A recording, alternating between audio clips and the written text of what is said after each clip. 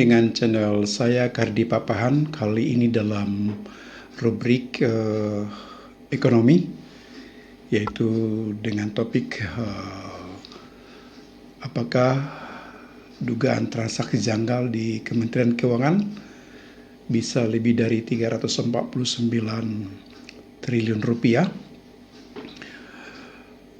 Awal diungkapnya dugaan transaksi keuangan janggal di Kementerian Keuangan berdasarkan laporan hasil analisis yang dilansir oleh Pusat Pelaporan Analisa Transaksi Keuangan. Angka yang mengemuka sempat di posisi 300 triliun rupiah, yang kemudian belakangan meningkat menjadi 349 triliun dalam kurun waktu dari 2009 sampai 2023. Pertanyaan sekarang, apakah mungkin angka transaksi keuangan yang janggal di Kementerian Keuangan bisa lebih besar dari 349 triliun rupiah? Untuk memahaminya, terlebih dahulu dikedepankan data keuangan dari 2009 sampai tahun 2023. Data utama yang terkait dengan produk domestik bruto di tahun 2009 adalah pada kisaran 5.613 triliun rupiah dengan penerimaan pajak di kisaran 619 triliun rupiah dengan tax ratio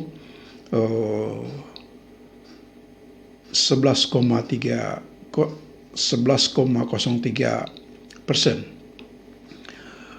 Memang tak dapat dipungkiri, ya, produk domestik bruto memiliki keterkaitan dengan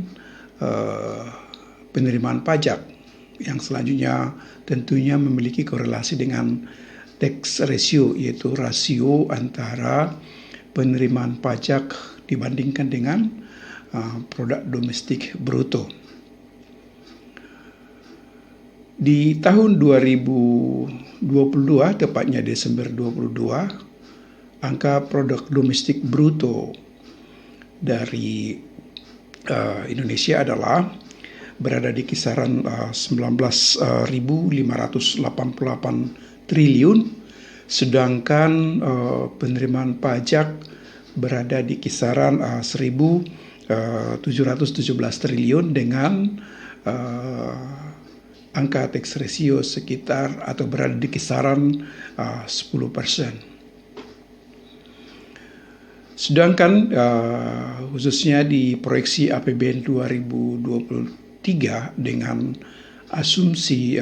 pertumbuhan ekonomi di posisi konservatif, yaitu di sekitar 4,5%, maka diperkirakan produk domestik bruto berada di kisaran 20.469 triliun dengan proyeksi penerimaan pajak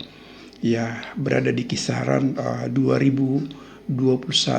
triliun rupiah dengan proyeksi tax ratio berada di angka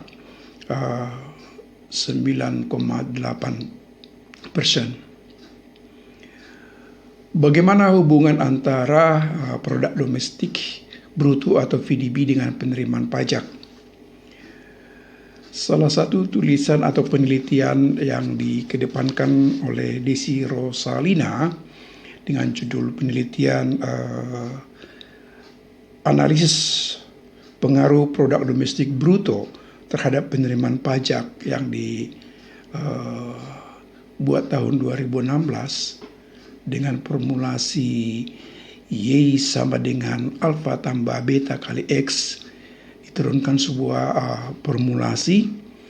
bahwa uh, pertumbuhan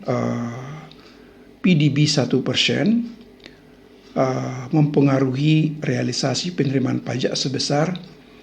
1,031% penerimaan pajak. Artinya ada korelasi positif antara produk domestik bruto dengan penerimaan pajak, yang selanjutnya tentunya berpengaruh dengan tax ratio. Berbicara dengan angka tax ratio, belum lama ini OECD, yaitu Organization for Economic Cooperation and Development, melansir angka persentase tax ratio di negara-negara Asia Pasifik, di mana untuk tahun 2022 rata-rata tax ratio di negara kawasan Asia Pasifik adalah 19%, dengan tax ratio Indonesia ya berada di kisaran 10,1%.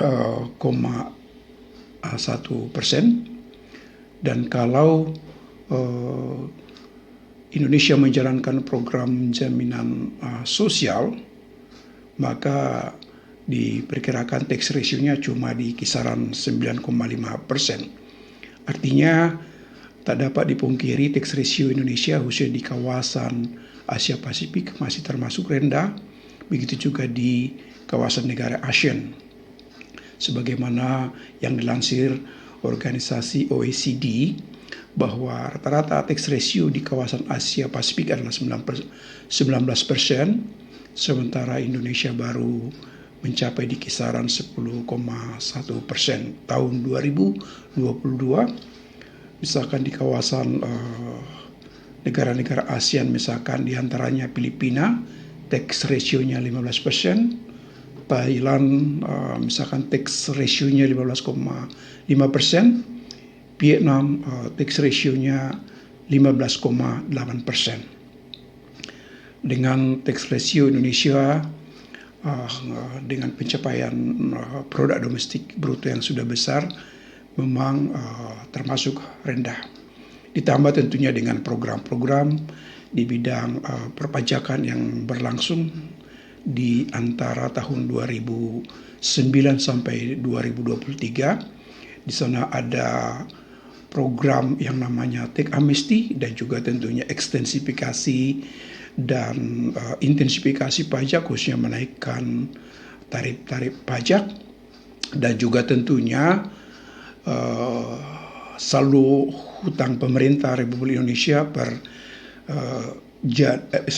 Februari 2023 sudah berada di kisaran 7.800 triliun, yang tentunya kegiatan ekonomi yang dipicu dari hutang saldo sekitar 7.800 triliun tentunya berpengaruh juga kepada peningkatan dari sisi pajak, baik dari sisi pajak PPN maupun PPH tentunya. Tentunya kalau diperdalam, apakah mungkin transaksi keuangan yang janggal di Kementerian Keuangan yang awalnya diberitakan 300 triliun kemudian menjadi 349 triliun rupiah masih bisa lebih besar? Tentu untuk menjawabnya, apakah itu ada kemungkinannya, tentu perlu dilakukan berbagai upaya-upaya atau serangkaian upaya yang terkait dengan transaksi keuangan yang janggal di Kementerian Keuangan. Sebagaimana diketahui, transaksi keuangan yang janggal yang dilansir melalui laporan hasil analisis dari PPATK berasal tentunya dari berbagai laporan, khususnya dari laporan-laporan yang dilakukan oleh penyelenggara jasa keuangan, terutama perbankan, ke pusat pelaporan analisa transaksi keuangan. Sehingga memang apakah dimungkinkan masih ada angka yang lebih besar dari 340 9 triliun rupiah sebagai bagian dari transaksi keuangan yang janggal di Kementerian Keuangan, maka paling tidak ya perlu dilihat dari sisi yang pertama. Ada baiknya lembaga penyelenggara jasa keuangan, terutama perbankan, karena perbankan memang merupakan sampai saat ini institusi keuangan yang termasuk dominan di sisi penyelenggara jasa keuangan, transaksi keuangannya. Misalkan perbankan yang ada perlu melakukan pemantauan atau pengkinian data transaksi, khususnya yang ada kaitannya dengan transaksi-transaksi yang mirip dengan transaksi janggal yang ada di Kementerian Keuangan, yang mungkin saja selama ini belum termasuk di dalam laporan transaksi keuangan mencurigakan atau transaksi keuangan yang janggal, yang saat ini bisa saja masih berstatus katakanlah transaksi keuangan yang wajar. Dengan pemantauan atau pengkinian data yang dilakukan, kalau memang ditemukan ada transaksi keuangan yang janggal atau mencurigakan, tentunya bisa dilaporkan ke PPATK untuk dibuatkan tentunya laporan hasil analisis atau laporan hasil pemeriksaan. Sedangkan yang kedua, ada baiknya otoritas pengawasan jasa keuangan,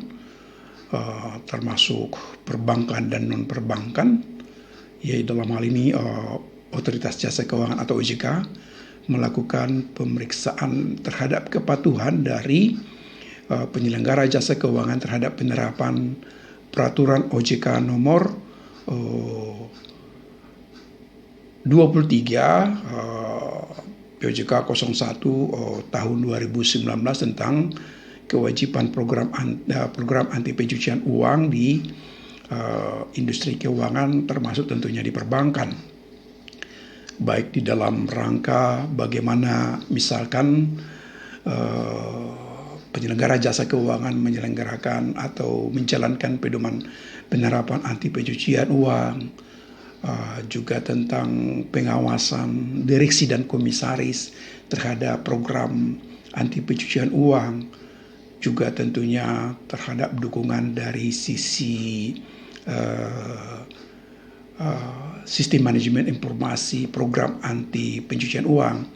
termasuk juga tentunya di dalam kerangka pengawasan atau kepatuhan di bidang program pengadilan internal untuk program anti pencucian uang, dan juga tentunya dari sisi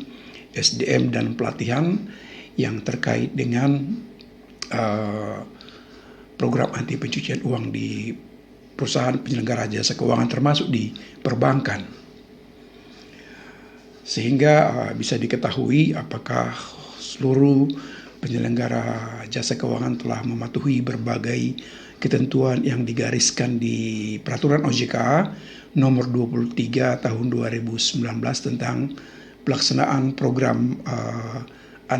anti pencucian uang di penyelenggara usaha jasa keuangan. Sedangkan yang ketiga, ada baiknya PPATK melakukan pemeriksaan kepada penyelenggara jasa keuangan untuk kepatuhan di dalam menyampaikan laporan-laporan yang terkait dengan laporan-laporan sehubungan dengan Undang-Undang Nomor 8 Tahun 2010 tentang pencegahan dan pemberantasan tindak pidana pencucian uang, baik yang menyangkut laporan transaksi keuangan tunai, baik juga menyangkut laporan transaksi keuangan mencurigakan, maupun kepada pelaksanaan laporan transaksi keuangan transfer. Sedangkan yang keempat, ada baiknya supaya memudahkan untuk mengenali transaksi yang wajar atau tidak wajar, atau transaksi keuangan mencurigakan atau tidak, maka sebaiknya PPATK perlu menghimpun berbagai tipologi atau pola-pola transaksi keuangan yang terkait dengan tindak pidana pencucian uang, khususnya dari 2003 sampai 2023, teristimewa untuk proses-proses hukum yang telah memiliki kekuatan hukum yang tetap di bidang tindak pidana pencucian uang, khususnya dari kawasan-kawasan atau provinsi-provinsi yang memang selama ini diduga ada pola-pola transaksi yang diduga merupakan tindak pidana pencucian uang. Sedangkan yang berikutnya perlu dilakukan untuk lebih mendalam memahami apakah ada transaksi-transaksi keuangan janggal lainnya yang terkait dengan transaksi keuangan janggal di Kementerian Keuangan, adalah memastikan bahwa seluruh penyelenggara jasa keuangan aktif dan positif untuk melakukan edukasi, sosialisasi atau proses pendidikan dan pelatihan di bidang program anti pencucian uang, supaya semua SDM atau sumber daya manusia terkait dengan verifikasi, identifikasi, pengkinian dan pemantauan transaksi keuangan benar-benar memahami berbagai laporan-laporan yang terkait dengan pelaksanaan program anti pencucian uang di perusahaan penyelenggara jasa keuangan, baik itu di sisi usaha perbankan maupun non-perbankan. Jadi itu hal-hal yang perlu mungkin dilihat apakah masih ada potensi-potensi transaksi keuangan janggal lainnya yang terkait dengan Kementerian Keuangan, khususnya melalui usaha jasa penyelenggara jasa keuangan. Sekian, terima kasih dari saya, Kari Papan, podcast